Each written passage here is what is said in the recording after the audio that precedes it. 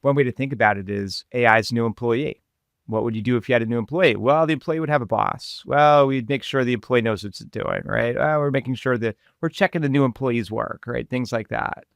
And if companies think about it that way, we'll be in good shape. If companies just like, hey, it's AI, we're good, right? Like that's not going to work out well. Today, we're going to speak with Alec Crawford. Alec has a degree in computer science from Harvard. He has more than 3 decades of experience in the tech and financial sector, where his career has focused on cybersecurity and financial risk management. Today, he has launched a consulting firm helping clients deal with the growing cybersecurity concerns in the generative AI space. Alec, welcome to the Tingenuity AI podcast. We're so glad to visit with you and to meet you. Awesome. Where do you guys live? Well, I am just outside of Atlanta. And I'm in Richmond. Virginia. Oh, nice. So, yeah, my daughter's in Rockville, so she's not super far away. Oh, yeah. I know it. But yeah, I'm in Richmond, Virginia. I've been running my own law firm now for about a decade. Warren has his own marketing firm for, 3 years now, bro? 3 years. Awesome. That's great. And then when artificial intelligence came out, we both just kind of, I don't want to say jumped on the bandwagon, but it's just so fascinating. I don't see how you can not be interested in what's happening in the space. So I think it's a fad, just like the internet in 2000. This is totally a fad. This is totally a fad. Oh yeah, absolutely. Yeah, it's totally a fad. No, Jacob, you and I, we geeked out a lot about this when it first came out. When we first got public access to generative AI, we were, super excited about it. Yeah, how about ChatGPT going down yesterday for most of the day, huh? Oh, well, I've been trying to access Sora since they launched it and cannot get in because I've used Runway and I've used InVideo, right? But I wanted to try that tool. We've got a summer intern who just is still on our chat because she's coming back next summer. She's like, "Oh my God, it's final exams." And ChatGPT's down. What are we going to do? That is the I'm best not joking. thing. I could literally screenshot it for you. That's like exactly what she said. I thought that's hilarious.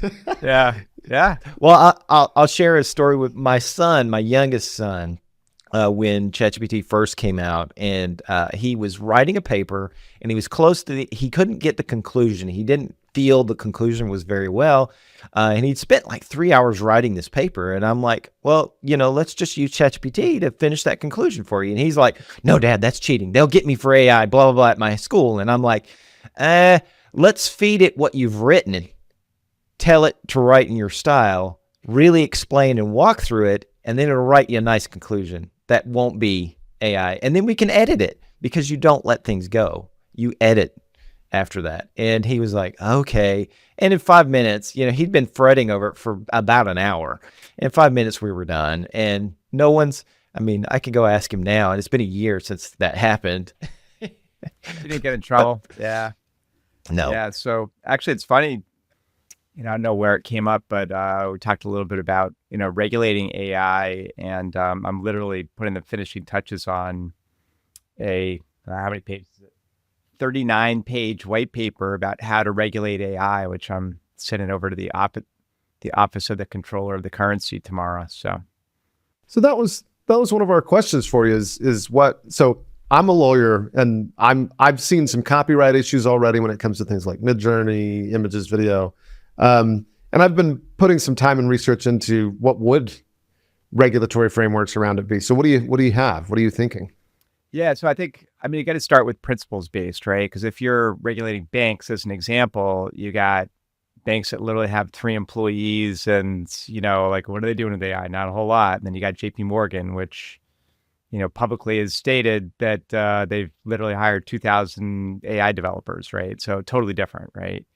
So it's got to be principles based, right? You can't just have a set of 100 rules for everybody because most of the banks will be like, well, we don't do that. Or how are we supposed to comply with that if we don't do it, right? So it's got to be principles based. And I think, one of the things that's already happened that I'm concerned about is just massive lack of transparency, right? So, and what that means in AI terms is um, the AI needs to be able to tell us why it's coming up with it with an answer. Great example is a credit decision, right? So if you apply for a loan, and by the way, a lot of banks are using AI to do loan approvals now, right? Some humans going to look at it, but the AI is doing most of the work. And it says, you know, I'm sorry, but you don't get a loan. Like, that can't be the end of it. It's you need to know why, right? Like, you need to know, oh, your credit score was too low, or your down payment on the truck you're trying to buy isn't enough, or maybe your credit history just isn't long enough, right? So then you know what to do. Oh, I need a bigger down payment. Oh, I need to pay my credit cards more on time so my credit card score goes up.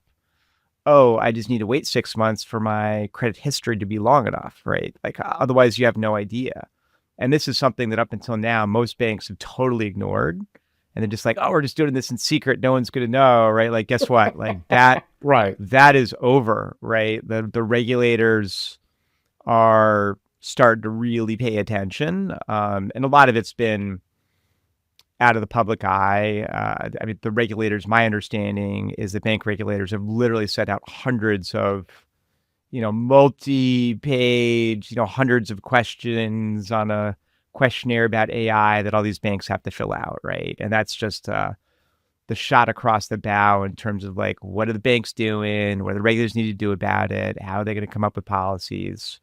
And it's a pretty, long list, basically. The regulatory principles that I'm putting in the paper are data privacy and security. I mean, that's pretty obvious, right? Like, if you give your data to a bank and they're using AI, you don't want it leaking out. Another one is being careful about bias and fairness, right? Because a lot of the existing data sets are biased, right? You got to be super careful. Oh, yeah. Not to Garbage in, perpetuate garbage that, out. right? Yeah. Exactly.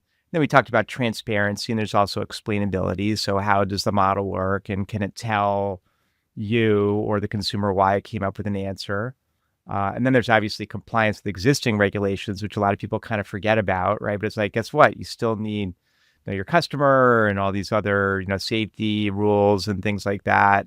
It's not, AI is not a get out of jail free card. Oh, the bank didn't do that. The AI did that. Like, so we should be in trouble, right? Like, no, that doesn't work, right? And then risk management, obviously there's literally hundreds of new risks, and Right. at a minimum, there's new attack surfaces for the bad guys from a cybersecurity standpoint at an absolute minimum. And then you just have to continuously monitor and audit what AI is doing. I mean, one way to think about it is AI is a new employee. What would you do if you had a new employee? Well, the employee would have a boss. Well, we'd make sure the employee knows what it's doing, right? We're making sure that we're checking the new employee's work, right? Things like that. And if companies think about it that way, we'll be in good shape. If companies just like, hey, it's AI, we're good, right? Like, that's not going to work out well. I like what you said there at the tail end. You got to treat it like an employee. And just like any employee, you've got to give it constraints, some limits. You've got to give it instructions, good instructions, and you've got to give it the procedures. And like you explained, those procedures don't go out the window with the AI. And I love your example where you're like, oh, it was the AI. We didn't do it. No, you're the controllers of this particular tool or this particular employee, as Right. you stated. And so you are the regulators of it, and you should be culpable for any failings or issues that arise. Yeah. So look, it all starts at the top, right? If you're just like have some, middle-level employee in charge of your AI program, like that, you're gonna have a problem, right? Like, AI very soon is not going to be just nice to have. It's going to be fundamental to business, right? And if it's not a fundamental part of your business strategy and aligned with your overall goals, like, you're making a huge mistake as a company. So it starts with responsibility, right? The board, senior executives, they need to see AI governance, risk, compliance, cybersecurity, strategy. They can delegate stuff, right? But if you're a board member and you are completely unaware of what the AI strategy of your company is, like, there's a problem, right? Not just on the strategy side, but on the risk side, because you're creating not just 3 or 4 new risks, but dozens or hundreds of new risks by onboarding AI, including the cybersecurity side, which like boards have been very focused on, over the last decade. But now, like, there's going to be new things there. So for me, some of my follow-ups for you are, and this is a whole other topic. I don't want to go off on this tangent necessarily, but I don't know where you are on the spectrum of AI is going to take over the world and destroy us all. But the question that I really have for you is, you mentioned it should be able to explain why it arrived at that point. Because for me, what was scary at the beginning is people were talking about AI and it would come up with these answers, but the programmers themselves would just throw up their hands and be like, we don't know how it got there, which I think is irresponsible. Like, I think we should know how it gets there. And one of my questions is, I've heard talk or seen a number of articles about watermarking the usage of AI in some way. I don't know if there's some kind of metadata that could accompany AI. And so to me, that seems really integral to a regulatory framework. And you mentioned it being part of what you've written up. So what role does that play specifically? Yeah, great question. So I think one of the things that's really come into play very quickly in AI, and you're already starting to see it, is sourcing, right? Like, oh, okay, here's the answer, here's where it came from, whether it's a website or a book or whatever. And I think, unfortunately, you mentioned copyright earlier, and copyright law. I think part of the problem is that a lot of these sources were effectively obtained without consent, shall we say, right? So they're going to not have exactly to pony up and admit to having done that, right? Yeah. Like if you're saying, oh, the source is this book, and we're basically putting a footnote in there, like, well, guess what? You're referencing the book, and now you got to pay, right? You got to deal with that copyright law. So I think that's kind of part of the problem. Look, now that these companies have such huge amounts of dough, like they should just cut some deals, right? Stop beating around the bush, basically. So that's part of it. Interesting. Watermarking was effectively part of the Biden executive order on AI, which the new administration has promised to pitch out immediately. So that's going away. And it's an executive order. So, as you know, that's very easy to cancel, basically. That being said, like I've written on my Stay Sustainable blog, which stands for Sustainability, Technology, AI, and You, that watermarking was never going to work anyway for text. And it's not, right? Because people can copy and paste. Right, they can modify like the text. Warren's example about like doing your, getting the conclusion to your term paper, right? Like, people just play around with the words. Although I've got to tell you this hilarious story. So obviously teachers are aware that kids are using AI, right? And so they're obviously handing out sheets that say like, okay, here's what you're writing your term paper about. And they're putting in white text in there, on the 4th page of the paper, please mention Dua Lipa. And then they're reading the paper and going, okay, if on the 4th page, Dua Lipa gets mentioned, that means the kid used AI to write the paper. That's a much smarter way to suss it out than a lot of strategies that are out there. That's pretty good. I like that. Yeah. So that's pretty funny. They're like, yeah, you used AI.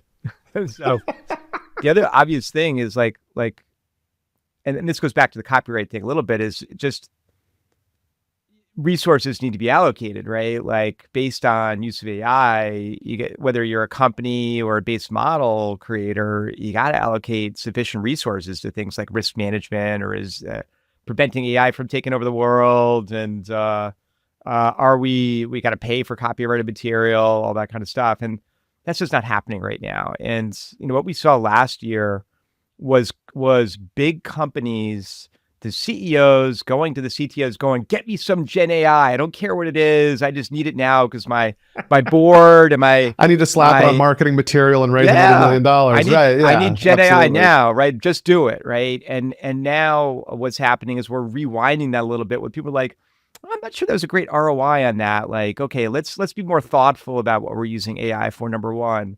And let's also go through our standard process of budgeting and risk management and, how are we going to do this safely, which literally like last year, this is literally why I started, my company, Artificial Intelligence Risk Inc., I couldn't fit the word management in, unfortunately, because there weren't enough letters.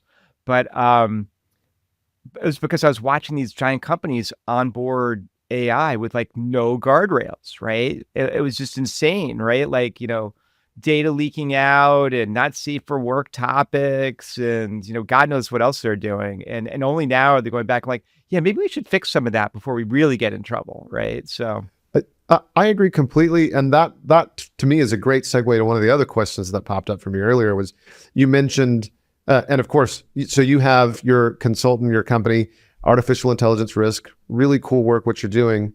But you mentioned there's this component, so existing regulations, right? And so that got me thinking healthcare industry, HIPAA, right? That got me thinking as a lawyer, attorney-client privilege.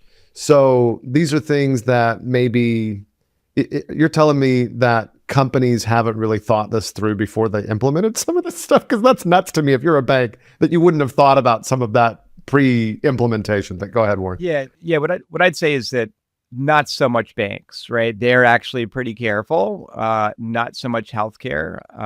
They're pretty careful. Lots of other companies, right? Lots of other companies. And all you had to do is just go, read the news, like the Chevy dealership that was selling trucks for $1 over the weekend with their chatbot a year ago, and all kinds of, crazy stuff like that, right? I mean, missed that one. Missed that opportunity there. Well, you could have gotten a truck for $1, Warren. I mean, you gotta pay attention. Well, it reminds me of what early on when you and I started talking about this, Jacob, about that law firm that used ChatGPT and it created case law for them, and they doubled down on it, and then they got fined. And right now, that's various other things. And so, the excitement around getting AI into your workflow should be tempered with, what does this look like for us? How can we use it efficiently and, as you've stated many times, safely to ensure that we're getting a good return on investment and that we're safeguarding ourselves from any issues or litigation or hacking that would potentially be on the horizon? Yeah. I mean, my business is 95% about software that helps kind of banks, do this and other financial institutions. And we're actually moving into healthcare starting next month as well. So we've got HIPAA compliant Gen AI, which is awesome. My co-founder and CTO, Frank Fitzgerald, actually worked at United Healthcare. So he's like implemented HIPAA before. He's all in on this. But I think the way to think about it is each company, especially if they haven't started doing Gen AI, and many of the banks have not, needs to go through what I call their AI journey, right? And literally one of my first questions to banking executives is, where are you on your AI journey, right? And that could be anywhere from, I've never used ChatGPT, to, oh, we're already doing stuff, right? But it starts in many cases with like AI policy, like what are you gonna allow and not allow at your company, right? Like, are you gonna allow the lawyers at your firm to even use Gen AI or not? Or are you so afraid they're gonna get bad case law that you don't want them to? I'd say the answer to that, by the way, is there are specific tools from like LexisNexis that seem pretty good and can reference actual case law. If you're just on ChatGPT looking for stuff, like, don't bother. It's just gonna mess you up. You've got to be careful for that hallucination risk. Yeah, and it's big.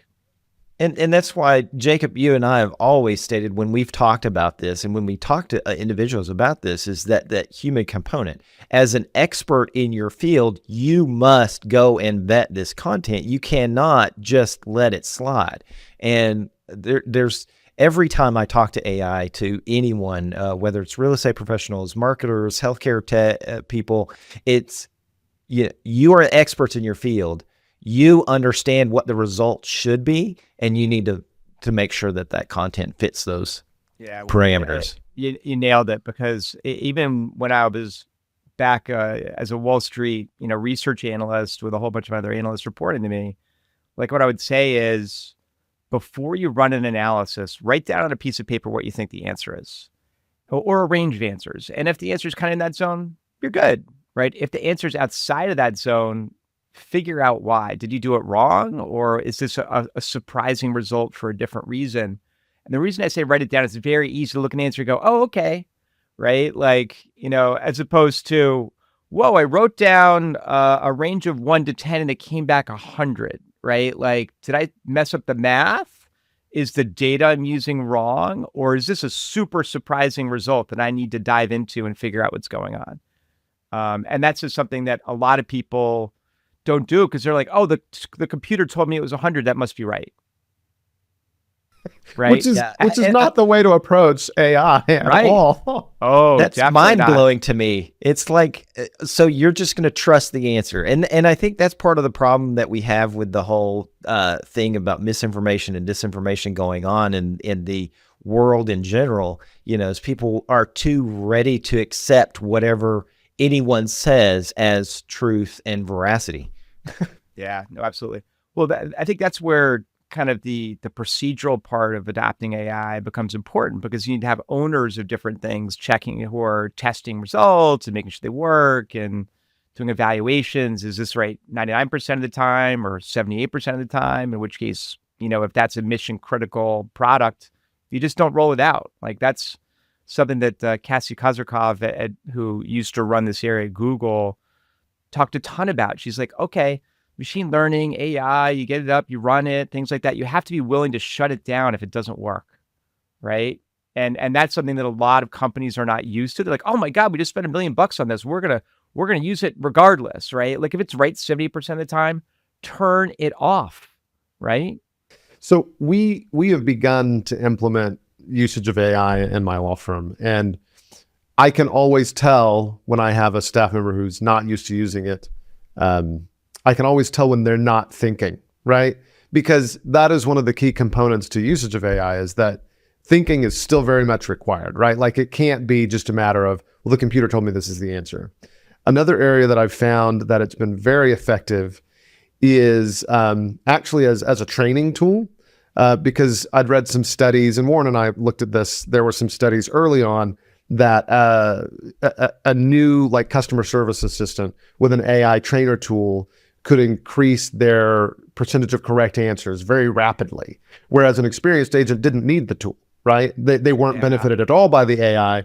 And so when we get a new person, basically it's just, I've just made a couple of custom GPTs that answer basic questions for them. And then they get up to speed, they can still verify with others. So it's not anything we're sharing externally, but as an internal training tool, it's been invaluable. That to me makes sense.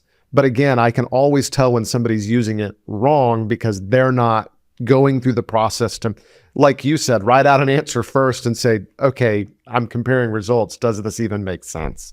Yeah. So, yeah, Jacob, great point. We've got one bank client that uses it in their, I don't know how many people they have in their customer service area, hundreds of people. And it does exactly what you say. It will find them the answer, but it's even better than that. And that they have so many. So, for example, in the loan area, that dozens of different kinds of loans and things like that. And their clients will call up and have a question about, hey, how does this work, or what's going to happen? And they can look up client information and also search through thousands and thousands of pages of documentation to get the right answer, which they may not have memorized. But I agree, it's even better for new employees who otherwise are like, how are they going to find the answer, right? let me ask you a follow-up, which is when it comes to, for example, just preparing for this interview with you, we were looking at a number of things, and I found a self-proclaimed, you no longer need a person, you no longer need an employee. This AI person can handle it all. And you just mentioned the bot selling trucks for $1. We're not there yet, right? No, we're not there yet. What I'd say is, look, if you have a very specific, automatable task, like you can set that up. But I think it's still in the trust but verify and scale it in terms of risk, right? Is it a low risk or high risk thing? Is this thing just setting up a draft of an email response, or is it granting someone a loan, right? Low risk versus high risk, right?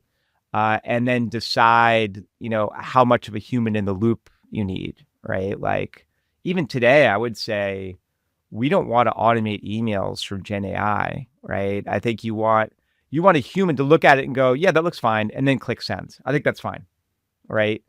And obviously there's a lot of transparency there. You know exactly what the email, what Gen AI wrote. You can look at it and go, this makes sense or not. And I think the the narrower the use cases you set up and hand out to your team at a big company, kind of the safer you are, right? And it's not just about making AI work well. It's also governance is a cybersecurity principle, right? If I just create these super AI and hand it to everybody at JP Morgan, right? Like that's going to be a problem. They'll be like, hey, how much money does Jamie Dimon make? And, tell me about our top 1,000 clients and dump that into an Excel file before I leave for a different bank, right? Like that's obviously idiotic, right?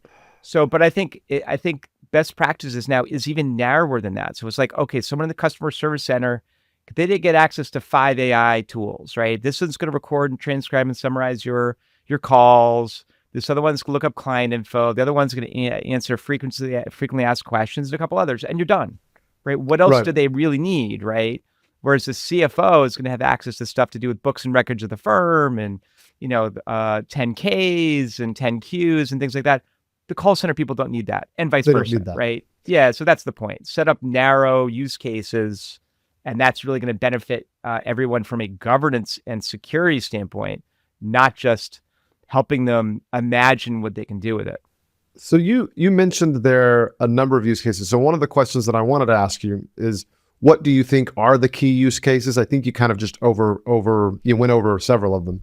But then there's also this issue when you think of like corporate data governance, you think of access. And you also mentioned that. And so how well do some of these prior frameworks map onto AI versus how many new frameworks and new rules are you finding that we'll need to make? And then how do you apply them to what you see as the, probably principal use cases for AI in a business? Sorry for the multiple questions. No, great it's a question, big one. Jacob. Yeah, I think it really depends on organization size and how well they're set up. So most organizations, most medium to large organizations, so we'll say 500 people in and up, have a decent set of data and application governance, but it's not perfect.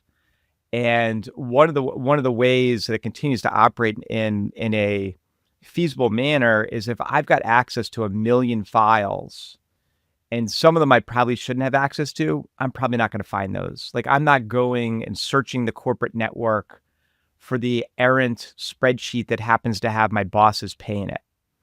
Now, once you implement what I was calling super AI, or one might call Copilot, that has access to all these things, I can now go to Copilot and say, hey, how much money does my boss make?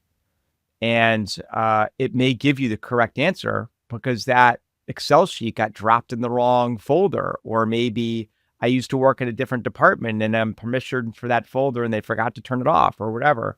And once you get above about 500 employees, that's just going to happen, right? Stuff like that's just going to happen, right? So, so one way to avoid that, obviously, is to maintain what the cybersecurity professionals call permission awareness, meaning you, Warren, and you, Jacob, can only get access to stuff in your firm that you normally would have permission for. In other words, you don't become a super user by using AI and magically have access to all files, right? So maintain permission awareness, but then narrow it down even more. So each use case, the AI gets access to very specific data, right?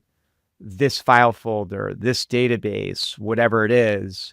And that will just help you not just from a governance and a use case standpoint and reduce hallucinations, but also from a cybersecurity standpoint. Because frankly, look, if you give AI access to 1 million files and you ask it a question, it may find the wrong file to answer it with, right? So for example, let's take Wall Street Research, for example, about a stock. I have 100 reports about Apple going back a decade. Like, well, obviously it's supposed to check the more recent ones, not the one from 10 years ago, but Gen AI in general doesn't know that unless you tell it. And you may be better off just saying, hey, just look at the 10 most recent ones, right? Like, don't look at the, the other 90 that I have, right? So you have to, think about constraining what's available to Gen AI to get a better answer. So is that those kinds of things, the partitioning what AI is able to answer, is that what you do with your company, with AIR? Yeah, that's a lot. That's a big part of what we do. So we do governance, right? Who's allowed to do what with AI? What data does have access to? Whether it's internal, external, risk management, like blocking not safe for work topics and encrypting personal information, or tokenizing it so you can send it outside your firm, bring it back in, and detokenize it. And then there's regulatory compliance, which we also do. We facilitate compliance with the NIST AI risk management framework, and we have a huge compliance database of everything that everyone's done in AI and all the model changes, and an e-discovery tool for the chief compliance officer, or they get regulatory requests. And then finally, cybersecurity, where we've got a database of about 1 million signatures of different kinds of attacks on Gen AI, like prompt injections and Dan-style attacks, which are kind of the number one risk according to OWASP right now for cybersecurity for Gen AI. So we detect and block those before they hit your Gen AI, basically. Fascinating. I don't know if you'd be willing to share the answer to this one, so feel free to say no, but would you be willing to share maybe one of the scariest problems you've seen with a client who was doing generative AI wrong, or maybe even like a scary issue with cybersecurity where you're like, whoa, this was close, or this problem did occur, those kinds of things, just so we have a better sense of what not to do? Yeah, absolutely. Well, of course, I'm going to give you an example of someone who's not my client. Okay, good. Right, because you solved their problems. Yeah, they came to us and was like, we got a big problem. Here's what happened. I'll tell you that story in a minute. I'm going to mention a couple use cases because I didn't do that earlier, and then I'll segue into this story. Okay. So for banks, I think the call center use case is pretty big. And it's not just, hey, I can look up the answers to questions quickly. The other thing I think is pretty cool is now they have all these transcriptions for all these calls, and they can ask questions about them. They're like, hey, what were customers most confused about when they call? Right? Because then they can put more documentation on their internet site or just kind of fix whatever they have out there. So it's pretty interesting because it's a really interesting loop where they can create more efficiencies. Because, of course, their goal is for fewer people to call the call center because they're confused, right? Or have a question. If they can fix that some way, that's creates even more efficiencies than one would have thought, right? One of the cooler use cases, I think, is where Gen AI can link into not just a database that you have, but also an external database, and things that are recorded by voice and your own documents. So we had this really cool use case for financial advisors where they're about to do a meeting with a client. They're meeting once a quarter with a client. They have 200 clients. They can barely remember the client's kids' names. And they go, I'm about to meet with this client in 5 minutes. And they say, give me a pre-meeting report on this client. And we'll literally go through all this stuff. It'll say, hey, at the last meeting, you said you were going to do X. The dog's name is Fido, right? Like they want to retire by 60. They're on track. And it basically gives them a script for their meeting. Like, it's incredible, right? Like, and to the advisor, it sounds like they've done 5 hours of prep work, before they go into this meeting with the client, when in reality, it was just came out of Gen AI. Is that an enterprise level tool, or is that just like Fathom or something like that?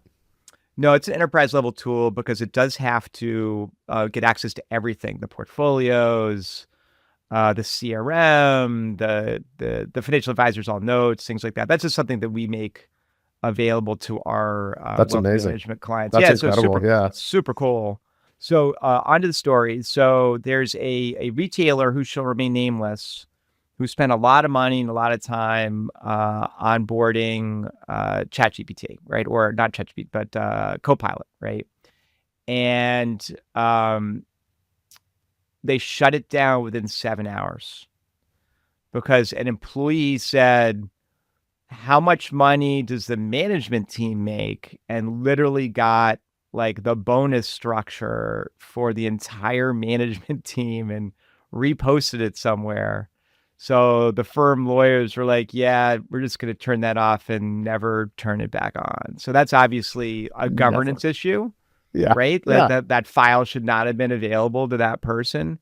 But when you turn AI into kind of a super user, right, and it can go search, everything and find stuff for you, that's what people are going to ask, right? And they're going to get answers, Right. and people are going to be upset.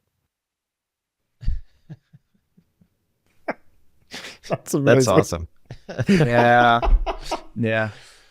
I mean, the other stuff that's scary going on right now is all the stories about, they're OpenAI is trying to update the O1 model, and it's basically trying to not get updated, right? Like, I don't know how much of that is true and how much is not true. But if it's even remotely true, that's way worse than I would have thought, right? Like, what? Like, the model's making copies of itself, so when one version gets deleted, it's still out there. One of the definitions of consciousness is, or life really, is being able to replicate yourself, right? Pretty easy to replicate software, but once an AI starts to replicate itself without control by humans, or despite humans telling it not to, like, that could really be a problem, right? So regardless of what's actually happening right now, because I don't know, I don't work for OpenAI, like, if that is happening, that's actually pretty concerning, right? Like, I am in the camp of, artificial general intelligence will happen at some point. I'm also in the camp that something that looks like AGI will happen way sooner than that. Yes. And fool people into thinking it's AGI. There are already people looking at ChatGPT going like, oh, that's AGI already. Like, it's not, right? It's a statistical tool. I'm skeptical of some of these claims of it replicating itself, for example. And go ahead, Warren. You talk about the scary things, and what I would love to see right now, and Jacob, you and I were talking about the 12 days of Christmas that OpenAI is doing right now. Right. And what I would love to see is a Christmas prank that they pull, where like they do some CGI and the computer lifts up and starts eating Sam Altman, and wow, that'd be entertaining. It would be entertaining. I would laugh. But then they'd come back and, it'd be all right. And yeah, that's actually kind of funny.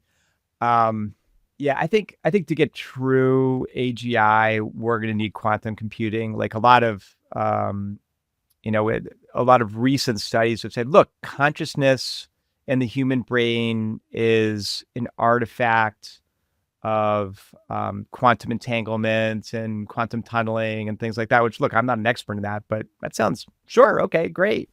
And if all of a sudden you've got quantum computers and giant, neural networks or transformer networks or whatever it is 10 years from now, sure, could we have AGI at some point? Yeah, we probably will. Is it in my lifetime? I don't know, but it's humans are pretty smart. We'll eventually figure it out. And once you have something that's even close, what's the first thing you do, according to Ray Kurzweil in the Singularity? Well, you tell it to make a smarter one, right? And very quickly, you got something that's AGI or appears to be AGI or can act like a super intelligence. So what about the idea, though, that we're using the wrong model? Because some of the things that I've read recently is, I forget who mentioned this, but they were like, ChatGPT is actually kind of dumb. It's less intelligent than a cat. It doesn't have persistent memory. It doesn't have awareness of the physical space that it's in, those kinds of things. So how do you respond to that? I think it's actually a good observation. One, it's a statistical tool, right? It's trying to predict the next word using very complex statistics. It is not thinking. The best example of that goes back to your lawyer example, right? Lawyer, it gets lazy, says, write me this brief. It's all fake. It's all obviously fake cases. He gets busted. He gets charged $10,000, loses the case. Actually, each of the lawyers involved got charged $5,000. So, but here's the part that's actually more important that people don't hear, which is after he saw this brief, he was suspicious. He's like, I've never heard of those cases. ChatGPT, are you sure that's correct? Now, of course, what he thinks is happening is ChatGPT is going back, looking at what it said and reviewing each case and checking its veracity. What is ChatGPT really doing? ChatGPT is trying to complete the prompt. If you go to the internet and you look up the phrase, "Are you sure that's correct?" What's more likely to happen, a yes answer or a no answer? Well, the answer yes usually shows up. So that's what ChatGPT said. Yes, right? It was not thinking, right? It does not think, right? So that's the part that once you understand that it's just completing prompts and trying to figure out what the next word is, and that's all it's doing technically From a or professional technologically. standpoint, though, it's mind blowing. From one lawyer looking at another lawyer's conduct, I wouldn't take that from an associate. So why would I take it from AI? Like, I would double check that. So I don't get it. It goes back to what I said, stated earlier and continuously state is, we as the experts must review this content. Yes. If I'm writing some marketing brochure, I'm still going to review that. There's a review process, much as you've said, Alec. There's a process that we've got to follow, and we can't just let those go out the window because we're like the AI is intelligent. It's not. It's pretty dumb and honestly inert if we're not doing anything with it. It's just sitting there. Yeah, I totally agree. If you're not doing that, you're really going to get yourself in trouble. So it's in the trust but verify phase, right? And it's just going to become easier to verify because you'll be able to click through to sources and things like that.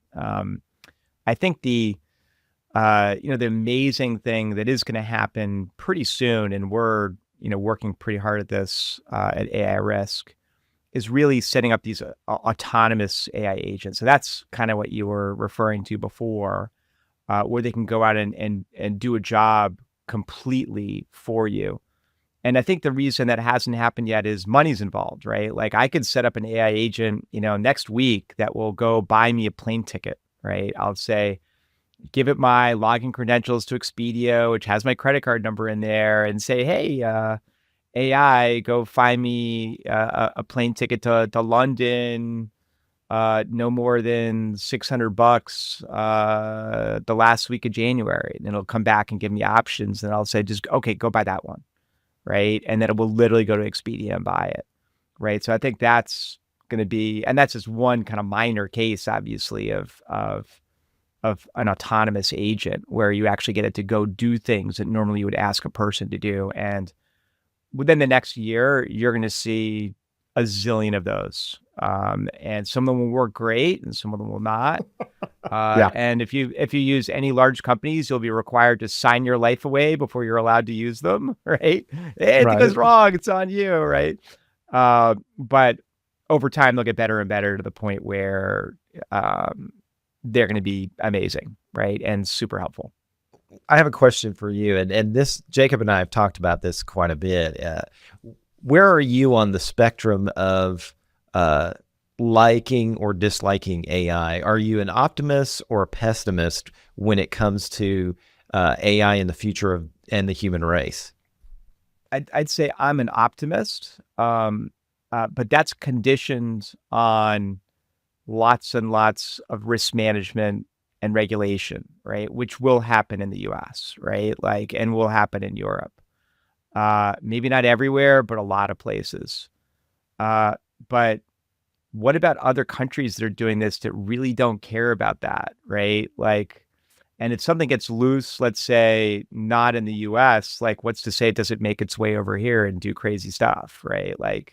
A loose AI will be worse than any computer virus or worm or anything else that the human race has ever come up with, right? Because it will be very hard to stop at that point. And I'm not saying it would even do malicious things. It doesn't even need to. It just is making copies of itself everywhere. How do you go around and erase them all, right? Even if it's not doing anything bad to the human race, it's just well, now we've got, 100 million copies of, O1, the O1 model all over the world. How do we delete them, right? It could be something as basic as that, right? Reminds me of Tribbles from the Star Trek, the Right. old thing. It fills up the spaceship and they're harmless, but there's a zillion of them. What are we supposed to do? It's kind of right. I love that. The OpenAI Trouble with Tribbles episode, right? No, that's a fantastic analogy. I could just totally see it just spamming memes at everybody of one kind or another. It's just the rainbow Pop-Tart cat just flying everywhere. Just a relic of the 2020s. The thing we hadn't talked about as much was kind of risk management and ethics around AI. And I think there's some stuff today, like, obvious hallucinations and incorrect answers, but the risks we need to manage in the near future are bigger. It's things like what happened yesterday with ChatGPT being down for hours, and AI governance failure, which seems to be happening a little bit at OpenAI, if that's true, where they just can't control O1, or for regulated industries, obviously AI compliance failure. But the biggest risk for most companies right now is not using AI, right? If you're the company that's not using AI 3 years from now, you're at such a huge disadvantage. Right. I can't even imagine it. But that being said, I think that companies have not really thought about kind of ethics and fairness in AI. It's kind of like, let's do it first and think about that later. And I think that's going to become a pretty big deal. If you go back to my AI Risk Reward podcast episode earlier this year with Dr. Kevin Lagrandour, who's one of the kind of preeminent AI ethicists, like, he's concerned that AI is going to take jobs and we'll have 10 to 15% unemployment at some point in the next decade, right? And that's a real possibility, right? I'm not saying it's going to happen. It's a real possibility. So governments and ethicists and companies need to think very carefully about that. Like, and it's way better if we get everybody a co-pilot than replace a ton of people. That's kind of the way I think about it. And if they replace a ton of people and there's 15% unemployment, like, that is a really bad outcome of AI. And we really need to work together as a society to avoid that. Right. Because it's more than a fad. This is here to stay. It's more than a fad. Alec, how do we plug you? You mentioned you do have a podcast. You, of course, have your company, Artificial Intelligence Risk. Where else should people go to learn more about you, to follow you, and to potentially hire you? Yeah, awesome. So it's aicrisk.com for corporate. You can find us on LinkedIn, Artificial Intelligence Risk Inc. And we're also on YouTube is AI Risk Inc. And then the podcast is everywhere you find podcasts. It's called AI Risk Reward. If you search for that in my name, it should pop up pretty easily. It's been great to be on the show. Thanks, guys. That was awesome. Thanks, Alec. It's been enjoyable. Well, thank you for joining us today. If you've liked this content, please like and subscribe. We look forward to seeing you in future episodes of Tingenuity.